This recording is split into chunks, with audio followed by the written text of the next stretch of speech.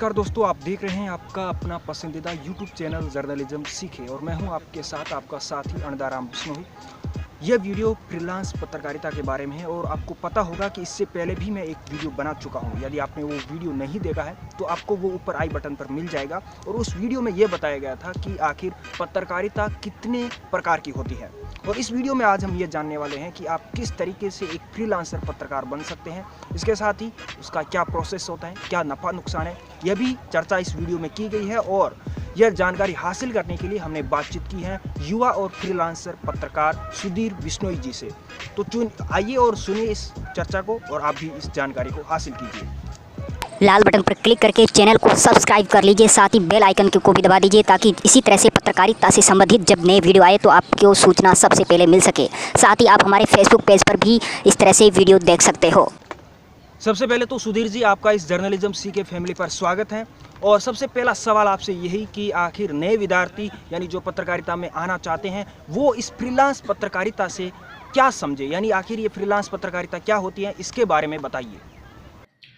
नमस्कार, पहले तो जर्नलिज्म सीखो फैमिली को और अंदाराम जी आपको। और अब मैं आपको बताना चाहूँगा कि फ्रीलांस पत्रकारिता होती क्या है। दरअसल फ्रीलांस पत्रकारिता वो होती है कि वो पत्रकार किसी भी संस्था या चाहे वो प्रिंट मीडिया हो या इलेक्ट्रॉनिक मीडिया हो, दोनों किसी भी संस्था से जुड़ा हुआ नहीं होता है और वो अपने विचार हमेशा व्यक्त करता रहते हैं, चाहे तो वो आर्टिकल के रूप में या खबर के रूप में। उन्हें पूर्ण आज़ादी होती है कि वो अपने विचार को किसी भी प्रकार से अभिव्यक्त कर सकते हैं। लेकिन क्या वो अपने विचार रखने के लिए उन्हें प्लेटफॉर्म की जरूरत होती है? इसलिए वो किसी भी संस्था के साथ जो है अपने कुछ टर्म एंड कंडीशन के आधार पर उस संस्था से जुड़ करके अपने विचार व्यक्त कर सकते हैं या उस संस्था को अपना आर्टिकल दे सकते हैं। इसी को फ्रीलांस पत्रकारिता कहते हैं और उन्हें आज़ादी रहती है और उस संस्था का कोई भी उनके ऊपर जो है हस्तक्षेप नहीं होता है कि आपको इसी समय आना है या इसी समय जाना है। वो किसी भी समय आ सकता है और कभी भी किसी भी समय अपने जो है व्यू उन संस्था के साथ शेयर कर सकते हैं और उस व्यू को वो संस्था लगाने पर उनका वित्त नाम आएगा और आगे लिखा आएगा फ्रीलांस जर्नलिस्ट। दूसरा सवाल आपसे यह है कि अगर कोई फ्रीलांसर पत्रकार बनना चाहते हैं तो उसको क्या करना पड़ेगा, किन दिक्कतों का सामना करना पड़ेगा और किन बातों का उसे ध्यान रखना होगा, इसके बारे में भी आप अपने अनुभव के आधार पर बताइए दर्शकों। आपने सवाल बहुत टपली किया है कि फ्रीलांस पत्रकार बनते कैसे हैं। ऐसा कुछ नहीं है कि फ्रीलांस पत्रकार बनने के लिए हमें कोई बाध्य या ऐसे कोई कंडीशन या ऐसा कुछ करना होगा उसके अनुसार ही हम फ्रीलांस पत्रकार बनते हैं। कोई ज़रूरी नहीं है। अगर आपके अंदर पत्रकारिता के करने का हुनूर, जोश और जुनून है तो आप कभी भी अच्छे पत्रकार बन सकते हैं। इसके लिए दरअसल बात यह होती है कि आप किसी संस्थान से जुड़कर नहीं और अपने खुद के विचार उस संस्था के साथ रख सकते हैं। लेकिन बात यह है कि अगर फ्रीलांस पत्रकार बनोगे तो कैसे बनोगे। इसमें यह भी बात नहीं है कि आपको जर्नलिज्म की पढ़ाई करनी जरूरी है। ये नहीं, आप एक अच्छा लिखते हो, अच्छा बोलते हो और आपके अंदर ये दोनों कला होती हैं। दरअसल बात यह है कि जब आप अच्छा बोलोगे नहीं, अच्छा लिखोगे नहीं तो आपको दुनिया नहीं देखेगी या वो जो संस्था है उनकी एक खुद की एक गुडविल होती है। तो वो भी चाहते हैं कि हमसे जो लोग जुड़े वो अच्छा बोलने और लिखने दोनों होना चाहिए ताकि हमारे पाठक है, उनके व्यूवर्स हैं या उनके पाठक है, उन तक आपकी प्रसिद्धि जाए और साथ साथ उस संस्था का भी नाम जाए। इसलिए वो चाहते हैं कि आप एक अच्छा बोलना और लिखने वाले दोनों होने चाहिए। और आपने मेरे से सवाल किया कि इसके लिए क्या करना होगा। कोई ज़रूरी नहीं है, आप अच्छा लिखते हो तो आप उस संस्था को जाकर के बोलना पड़ेगा।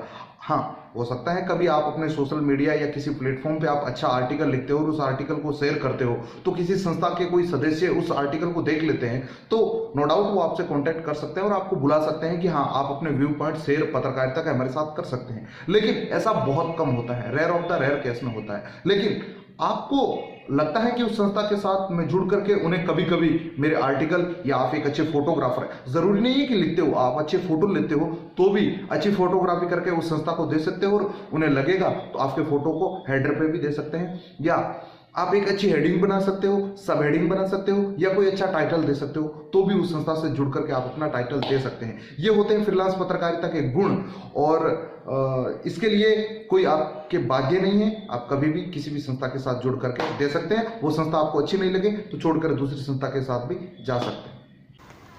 तीसरा सवाल आपसे यह है कि हम सभी जानते हैं कि पत्रकारिता 3 तरह की होती है, यानी 3 तरह के पत्रकार होते हैं, पूर्णकालिक, अपूर्णकालिक और फ्रीलांसर। तो इन तीनों में से सबसे अच्छा कौन सी कैटेगरी रहती है, यानी फ्रीलांसर पत्रकारिता सही रहती है या फिर पूर्णकालिक या अपूर्णकालिक पत्रकारिता? आप अपने अनुभव के आधार पर दर्शकों को बताने की कोशिश कीजिए। अंधाराम जी, आपने सवाल बहुत अच्छा किया है। स्ट्रिगर और फ्रीलांस दोनों इस प्रकार से हैं कि दोनों एक दूसरे से जुड़े हुए हैं, लेकिन मसला यहाँ पर यह है कि सुविधा के अनुसार पत्रकारिता करना फ्रीलांस पत्रकारिता कहते हैं। इसकी डेफिनेशन मैंने खुद ने बनाई है और मेरे व्यू पॉइंट से मैंने बनाई है, क्योंकि मुझे जब लगा कि मुझे आज कुछ अलग काम करना है और मैं पत्रकारिता को अपना समय नहीं दे सकता हूं, तो इसलिए मैंने फ्रीलांस पत्रकारिता शुरू कर दी। जब मुझे लगा कि आज मैं एक अच्छा आर्टिकल लिख लूं और उस संस्थान को दे सकता हूं, तो उस समय मैंने ये पत्रकारिता कर ली। तो लेकिन स्टिंगर आपने शब्द यूज किया, इसका मार्मिक अर्थ ये होता है कि आपको उस संस्थान से जुड़ा रहना चाहिए।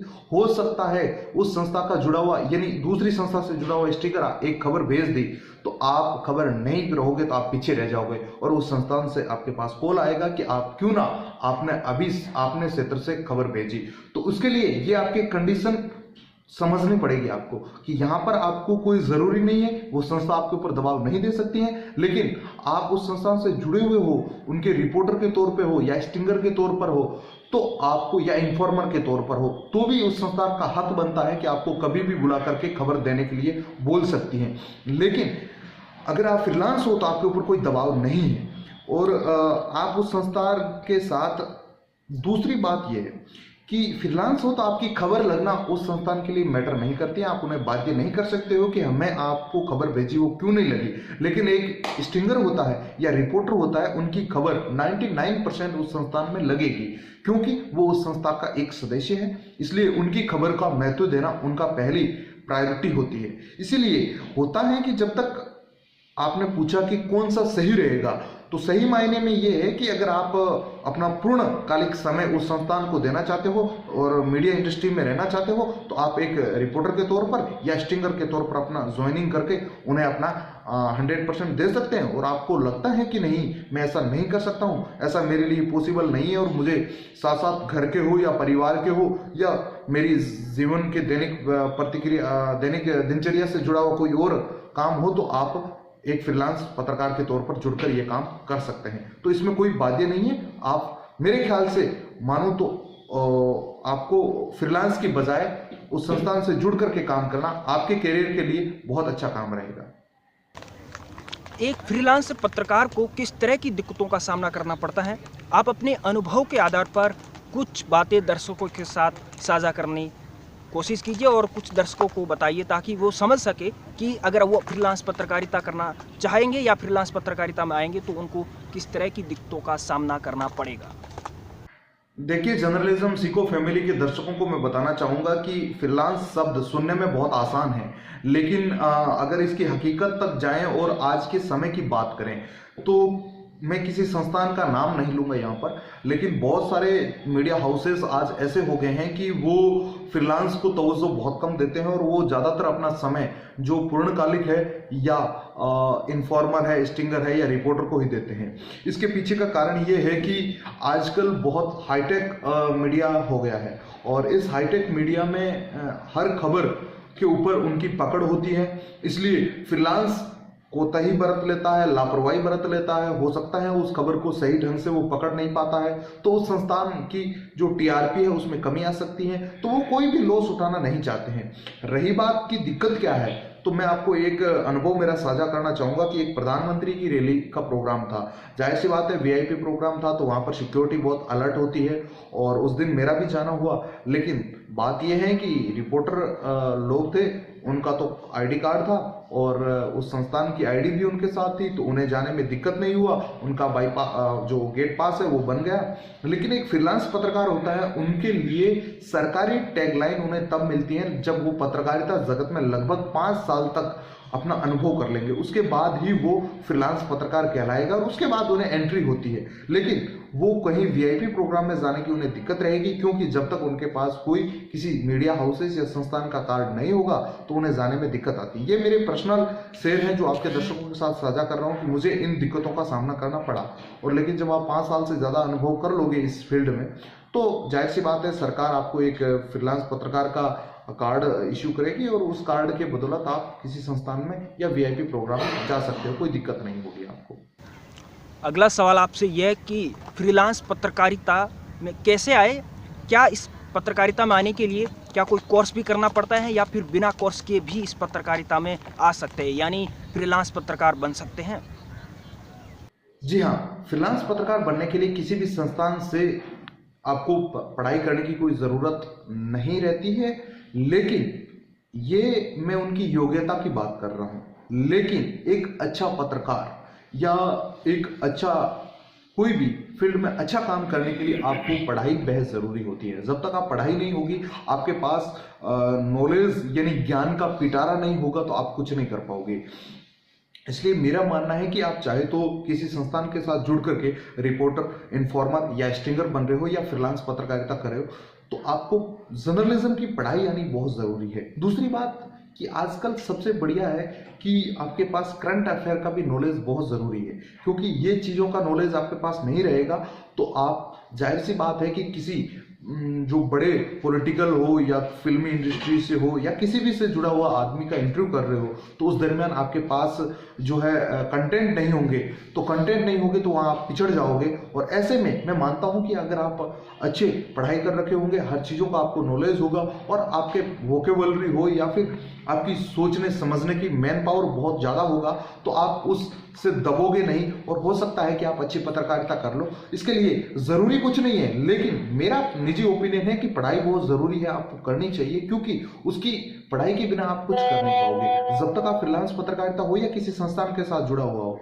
आपको नॉलेज होना बेहद ज़रूरी है। जब नॉलेज ही होगा तब आप सब कुछ अच्छा कर सकोगे। इसलिए मैं मानता हूं कि आप अच्छी पढ़ाई कर लीजिए जर्नलिज्म में, उसके बाद इसमें करियर बनाइए ताकि आपके लिए बेहद अच्छा रहे। अगला सवाल आपसे जुड़ा हुआ है और हम आपसे ये जानना चाहेंगे कि आपने फ्रीलांस पत्रकारिता की शुरुआत कैसे की और आपका अनुभव क्या है, और आपने ये फ्रीलांस पत्रकारिता ही क्यों चुनी? पहले तो मैं आपको बताऊंगा कि मेरी फ्रीलांस पत्रकारिता की शुरुआत कैसे हुई। ये बड़ा सवाल है, क्योंकि जब मैं पहले एज ए रिपोर्टर ज्वाइनिंग की तो मुझे लगा कि रिपोर्टर में जब अपन दूसरा कुछ कामकाज कर रहे हैं, घर का हो या परिवार का हो, खुद की पढ़ाई का हो या फिर इसके साथ साथ देश और दुनिया की किसी भी बातों को लेकर के आप चर्चा करते हो या कहीं और आप डिबेट हो, वाद विवाद प्रतियोगिता हो या कहीं पर भी आपको जाने का मन होता है या देश भ्रमण का हो, जाहिर सी बात है सामान्य मानवीय होता है तो उनके दिमाग में बहुत सारे सवाल उठते हैं, लेकिन आप उस संस्थान से जुड़े हुए हो तो जा नहीं सकते हो। इसलिए मेरे अभी विचार ये रहा कि मुझे अभी पत्रकारिता तो करनी ही है, लेकिन किसी संस्थान के साथ जुड़कर थोड़ा समय बाद करना चाहिए। तो इसलिए मैं मानता हूं कि मैंने इस फील्ड को चुना, और चुनने का कारण यही रहा कि मैं पूर्णकालिक समय उसको नहीं दे सकता हूं, तो कुछ समय किसी संस्थान को साथ दे सकता हूं और उसी में जैसे मेरे आर्टिकल हैं, और आप मुझे मेरे आर्टिकल देख सकते हैं जिसमें मैंने कई आर्टिकल लिखे थे, और वो शायद आपको मैं बताना चाहूँगा कि प्रवासी संदेश नाम का एक अखबार है, उनमें मेरे आर्टिकल पब्लिश हुए थे और उसमें मेरा आर्टिकल था कि राष्ट्र का निर्माण कैसे करें, और जिसमें मैंने ये लिखा था कि हमारे यूथ को ज़रूरत है कि आज राष्ट्र का निर्माण करें, यानी अपने अंदर एक जातिवाद या कुछ राजनीतिक प्रेरित सोच नहीं होनी चाहिए और हमें राष्ट्र के निर्माण के बारे में सोचना चाहिए। ऐसे करके आर्टिकल लिखे हैं, कई आर्टिकल आपको मिल जाएंगे, लेकिन मैं मानता हूं कि ये इसलिए करना ज़रूरी है क्योंकि अपन पूर्णकालिक समय उनको नहीं दे सकते हैं, और इनमें अगर फ्यूचर की बात करें तो फ्यूचर इतना आसान नहीं है जितना आप किसी संस्थान के साथ जुड़ करके काम करें।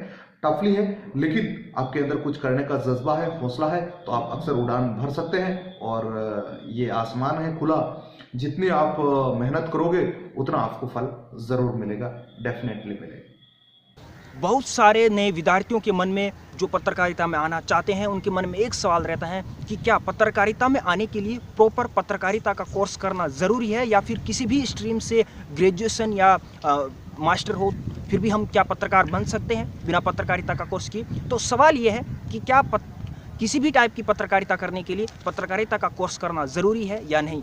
आपका अनुभव क्या कहता है? हाँ, तो मैं आपको बता रहा हूँ कि एक पत्रकार होने के नाते मैं मानता हूं कि पत्रकारिता का कोर्स करना बहुत ज़रूरी होता है। मैं एक आदमी का आपको एग्जांपल देना चाहूँगा कि वो है रवीश कुमार। रवीश कुमार जब पटना से निकले थे तो पटना में पहले जब वो स्टेशन पर आया करते थे, पटना रेलवे स्टेशन कोई बड़ा नहीं था, तो स्टेशन पे आते थे तो वो हमेशा लोकल में बैठते थे और वो देखते थे कि जब फर्स्ट एसी, सेकंड एसी और थर्ड एसी के डिब्बे तक पहुंचते थे तो उन्हें लगता था कि वाह ये क्या दुनिया है, यानी इन लोगों की क्या दुनिया है। मतलब एक अजीबोगरीब दुनिया थी। लोकल में जब खचाखच लोग भरे रहते हैं तो फिर वो उसके बाद जब उन्हें पत्रकारिता करने के लिए मौका मिला एनडीटीवी का दफ्तर, तो वो एनडीटीवी के दफ्तर में आए और जब उन्हें सबसे पहले देखा कि कंप्यूटर क्या होता है, ईमेल क्या होती है, उसके बाद उन्हें देखा कि स्टूडियो कैसा होता है, तो रवीश कुमार बता रहे हैं कि मुझे ऐसा लगा कि मैं कहीं नासा में आ गया हूँ। यानी मेरे लिए सब कुछ ये अजीब सी दुनिया थी। हालांकि नो डाउट वो बोलना जानते थे, लेकिन जब आप सिस्टम की दुनिया में जाओगे तो आपको ये सब कुछ अजीब लगेगा। जैसे आजकल सोशल मीडिया के दौर में जाएं तो ट्विटर, फेसबुक, इंस्टाग्राम, अगर आप वाकई पत्रकारिता में आना चाहते हो और आपको जो बेसिकली नॉलेज होता है वो अगर नॉलेज आपके पास नहीं होगा तो आप कुछ कर नहीं पाओगे। आपको अजीब सी दुनिया लगेगी, आपको पता ही नहीं चलेगा कि खबर कैसे आती है, खबर कैसे बनती है, फिर खबर डेस्क तक कैसे जाती है। ये सारी चीज़ें अगर आप नए नवेले आओगे तो आपको समझने में बहुत समय लग जाएगा। अगर आप पत्रकारिता की पढ़ाई कर लेते हो, चाहे तो उसमें यूजी कर लो, पीजी कर लो, या फिर आप 6 मंथ का या 1 ईयर का डिप्लोमा कर लेते हो, तो उसके बाद ये चीज़ें आपके लिए बहुत ईजी हो जाती हैं। क्योंकि उस डिप्लोमा के दरमियान आजकल छोटे स्टूडियो हर संस्थान रखती है, या किसी आप फिल्म माफ करना किसी संस्थान से, मीडिया की संस्थान है उसमें आप कोर्स करना चाहते हो, तो वहाँ पर ये सारी इजी गोइंग में आपको चीज़ें समझा दी जाती हैं। और उन्हीं चीज़ों को समझने के बाद आप पत्रकारिता करते हो, तो जब आप चैनल में आते हो तो सारी चीज़ें आप थोड़ी थोड़ी भांप चुके होते हो, और उसके बाद उन सिस्टम में रह करके आपको काम करने की एक आदत बच जाती है, और उस आदत के बाद आप अपना काम अच्छा कर लेते हैं। एक पत्रकार होने के नाते मैं मानता हूँ कि पत्रकारिता का कोर्स करना ज़रूरी है, क्योंकि बिना पत्रकारिता कोर्स आप नहीं अच्छा कर पाओगे, नहीं लिख पाओगे। इसलिए आप आप जब नए भारत के भविष्य बन रहे हो, आप नए यूथ हो, और नए यूथ है तो आपके पास भरपूर समय है। आपके पास कोई बात ही नहीं है कि मेरी ओवर एज हो जाएगा, मैं क्यों। आप अभी 10th-12th के स्टूडेंट हो, दर्शक हो, तो आप ज़रूर ग्रेजुएशन इसमें करनी चाहिए। दरअसल लोग समझ नहीं पाते हैं, इन चीज़ों को भाप नहीं पाते हैं कि मीडिया में करियर कैसे बनाएं। अभी तक ये रहता है कि जब हम लोग भी बात करें तो टीवी पर बैठकर जब पापा के पास बैठते हैं और पापा को बोलते हैं कि पापा ये टीवी पर एंकरिंग करने वाली एंकर की यह सैलरी रहेगी, तो वो मान नहीं पाते हैं कि क्या इनको इतने पैसे मिल सकते हैं। ये बात इसलिए मैं कर रहा हूँ कि पर्सनली कुछ अनुभव साझा कर रहा हूँ। आप जो सब कुछ देख रहे हो वो सारे स्टूडेंट लोग हैं, तो स्टूडेंट को पता नहीं है, जब आप स्कूल से निकलते हो तो आपके मन में सवाल यही रहता है कि आप फिजिक्स ले लीजिए, केमिस्ट्री ले लीजिए, जर्नलिज्म ले लीजिए, ये कोई नहीं बोलेगा, क्योंकि वहाँ के लोग उनसे जुड़े हुए नहीं हैं। इसलिए आप जर्नलिज्म सीखें, और जब देश के अंदर पत्रकार नहीं होंगे, देश के अंदर अच्छे पत्रकार नहीं होंगे, जो सत्ता पर बैठे हुए लोगों से सीधे सवाल नहीं कर पाएंगे, तो इस देश का चलना स्वाभाविक है कि कहीं बाधाएं आएगी। इसलिए आप पत्रकारिता में अपना करियर बनाएं और जर्नलिज्म की पढ़ाई जरूर करें, ताकि आपके अंदर ज्ञान का बहुत बड़ा भंडार होगा और उसी से फायदा इस देश को मिलेगा, और जिस संस्थान में आप काम करोगे उसको भी मिलेगा। सुधीर जी, अगला सवाल आपसे यह है कि पत्रकारिता में आने के इच्छुक विद्यार्थी और पत्रकारिता में आ चुके विद्यार्थी जो मेरी तरह है, उन विद्यार्थियों को आप क्या कहना चाहोगे, क्या सुझाव देना चाहोगे? पत्रकारिता में आने के इच्छुक विद्यार्थियों को मैं ये कहना चाहूँगा कि पत्रकारिता में करियर बनाना आसान नहीं है। क्यों आसान नहीं है, इसके पीछे का कारण बता रहा हूँ। कि हाल ही का एक एग्जांपल देना चाहता हूँ कि जी हिंदुस्तान न्यूज़ है। जी हिंदुस्तान न्यूज़ ने अपना एंकरलेस जो है चैनल को कर दिया है। यहाँ आप खबरें सीधे बोलेगी, यानी कि विजुअल आएगा और उस विजुअल के ऊपर एंकर व्यू चलेगा। उसके पीछे का मार्मिक उनका ये है कि हम किसी भी वीडियो में कोई एडिटिंग नहीं करेंगे, सीधा वीडियो आएगा, उसके ऊपर वैसी खबर होगी, वैसे दिखाएंगे। इससे क्या होता है, खबर तो दिखेगी, दर्शक देखेंगे, लेकिन जो पत्रकारिता में रियल लोग हैं, जो कैरियर बनाने वाले लोग हैं, जो चाहते हैं कि हम पत्रकारिता में कैरियर बनाएं, उनकी नौकरी कट जाती है। ऐसे ही क्या होता है कि पहले एक खबर को आती थी डेस्क पर, एडिटिंग होती, उसके बाद मतलब 2-3 लोगों के पास जाती, लेकिन आजकल क्या हो गई, बहुत सारे ऐसे ऐप्स हो गए हैं जिनसे आप सीधे वॉइस ओवर कर सकते हैं या वॉइस टाइपिंग कर सकते हैं। यानी ऐसे कई चीज़ें आ चुकी हैं जिनसे कि आप पत्रकारिता करना आसान हो गया है। और संस्था चाहती है कि हमारे पास मैन पावर कम की ज़्यादा की बजाय कम हो और हमारा काम आसान हो, जिसमें एक्यूरेसी अच्छी हो। मेन बात ये रहती है कि जब आप किसी ऐप के जरिए टाइपिंग करते हो या वॉइस टाइपिंग करते हो तो उसमें शुद्धता 100% रहती है, एक्यूरेसी 100% रहती है। और आप किसी वही काम किसी मैन से करवाते हो या मैन पावर से करवाते हो तो उसमें अशुद्धि होने की गुंजाइश रहती है। तो इसलिए हर संस्था चाहती है कि हमारा सबसे काम ज़्यादा सिस्टम पे हो। इसलिए, और ऐसा भी नहीं है कि पत्रकारिता के लोगों को मैं ऐसा कहूँगा कि कैरियर यहाँ बिल्कुल नहीं है, बिल्कुल है, जॉब आपको बिल्कुल मिलेगा। लेकिन जो पत्रकारिता में आने वाले लोग हैं उनके लिए ये जरूरी है कि आप अच्छी पढ़ाई कर लो, आ सकते हो, आपके अंदर बहुत अच्छा पावर होगा, बोलने की लिखने की क्षमता अधिक होगी तो अच्छा कैरियर बना पाओगे। लेकिन दूसरा सवाल आपने मेरे से किया कि इसमें आ चुके लोगों के लिए आप क्या कहना चाहोगे, तो उन लोगों के लिए मेरा जवाब यही रहेगा कि जो पत्रकारिता में आगे हैं उन लोगों को पहली बात तो है कि आप किसी आइडियोलॉजी या किसी विचारधारा से प्रेरित नहीं होना चाहिए। आपके ऊपर चाहे संस्था दबाव दे रही है या कोई व्यक्ति विशेष का दबाव है, फिर भी हमेशा आप ये रहो कि जो कुछ भी आप लिख रहे हो उनके ऊपर कोई क्वेश्चन मार्क नहीं हो, कोई सवाल या निशान खड़ा नहीं करें कि आपने जो कुछ भी लिखा है या आप किसी संस्थान से प्रेरित हो, किसी आइडियोलॉजी से प्रेरित हो या किसी व्यक्ति विशेष की बातों से प्रेरित हो। आप अपने विचार हमेशा शुद्ध और अपने खुद के विचार ऐसे रखने चाहिए ताकि जिससे आपके ऊपर सवाल खड़े नहीं हो सकते हैं। हमेशा अच्छी निष्ठावान पत्रकारिता कीजिए ताकि आपका करियर भी सेफ रहेगा और आप देश के लिए बहुत कुछ अच्छा करने के लिए काबिल भी रहेंगे। और सुधीर जी, अब आपसे अंतिम सवाल यह है कि आखिर आपको क्या लगता है, आप एक पत्रकार हो, आप काफ़ी समय से पत्रकारिता कर रहे हो, आपको पत्रकारिता का भविष्य क्या लगता है? क्योंकि समय के साथ सब कुछ बदल रहा है, नई नई टेक्नोलॉजी आ रही है। अगर आजकल के पत्रकारिता के भविष्य की मैं बात करूं तो काफ़ी डिफिकल्ट और कठिन हो गया है। दरअसल पहले ही हुआ क्या करता था, थोड़ा ये मेरा जवाब लंबा रहेगा, लेकिन लंबा रहने के पीछे रीज़न ये है कि पहले जब प्रिंट मीडिया आए थे, प्रिंट मीडिया के बाद जो है इलेक्ट्रॉनिक मीडिया का आया, उसके बाद अभी सोशल मीडिया का समय आ गया है। तो ये चीज़ें आने से लगता ये है कि जो असली मीडिया है वो कहीं ना कहीं पीछे जाती हुई दिखाई दे रही है, क्योंकि लोगों के पास समय नहीं है। पहले अखबार आता था तो अखबार की खबर को कई समय बाद लोग पढ़ते थे। आज कोई घटना हुई उसको कल सुबह तक यानी कल दोपहर तक जाते हुए लोगों को पता चलता था। लेकिन आज सोशल मीडिया का युग है, जैसे ही खबर कोई हुई और उसका पता चंद सेकंडों में पता चलता है, इंटरनेट टेक्नोलॉजी आ गई। लेकिन बात यह है कि पत्रकारिता के साथ साथ अगर ये पत्रकारिता चाहे सोशल मीडिया आए या कोई भी युग आए, लेकिन असली पत्रकारिता रहेगी, क्योंकि असली पत्रकारिता नहीं रहेगी तो इस देश का विकास नहीं हो पाएगा। जो सत्ता पर बैठे हुए लोग हैं उनसे सवाल कौन करेगा, वो अपनी मनमर्जी करेंगे। आम सामान्य मानवीय की इच्छाएं और आकांक्षाओं के ऊपर खरा कौन उतरेगा। आज भी मीडिया में लोगों का विश्वास है।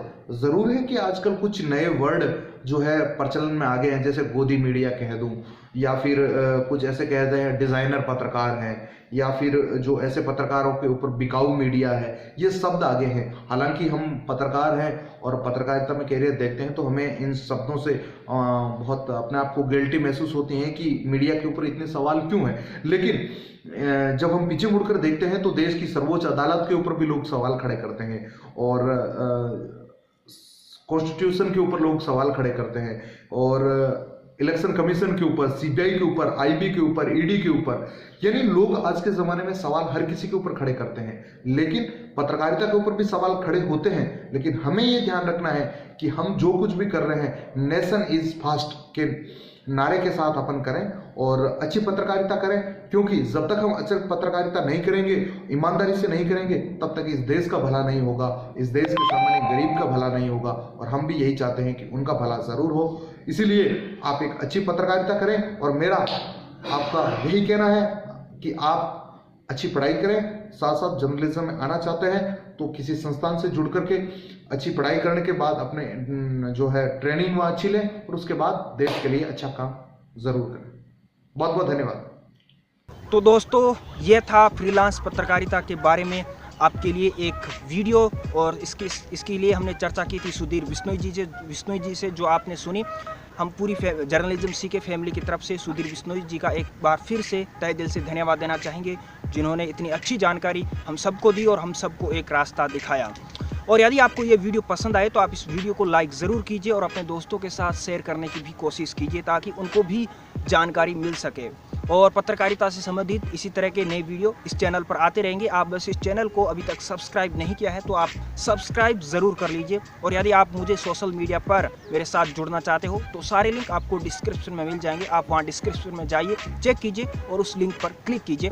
वहाँ से आप सीधे सोशल मीडिया प्लेटफॉर्म पर मेरे से जुड़ सकते हो। और सबसे इम्पोर्टेंट बात, यदि आपने जर्नलिज्म सीखे का फेसबुक पेज आपने अभी फॉलो नहीं किया है तो आप ज़रूर कर लीजिए, क्योंकि वहाँ पर पत्रकारिता से संबंधित न्यूज़ चैनल विजिट होता है। तो वहाँ से कुछ फुटेज, कुछ क्लिप्स मैं वहाँ पर पोस्ट करता रहता हूँ। अभी हाल ही में रजत शर्मा का आपकी अदालत का जो नया एपिसोड शूट हुआ है, उसकी कुछ क्लिप्स मैंने एपी पेज पर, जर्नलिज्म सीखे के एपी पेज पर पोस्ट की है। तो आप उसे जाकर ज़रूर देखिए, आपको काफ़ी कुछ सीखने को मदद मिलेगी। तो आज के इस वीडियो में बस इतना ही। मिलते हैं अगले शनिवार ठीक 8 बजे इसी चैनल पर। तब तक के लिए मुझे इजाज़त दीजिए। नमस्कार।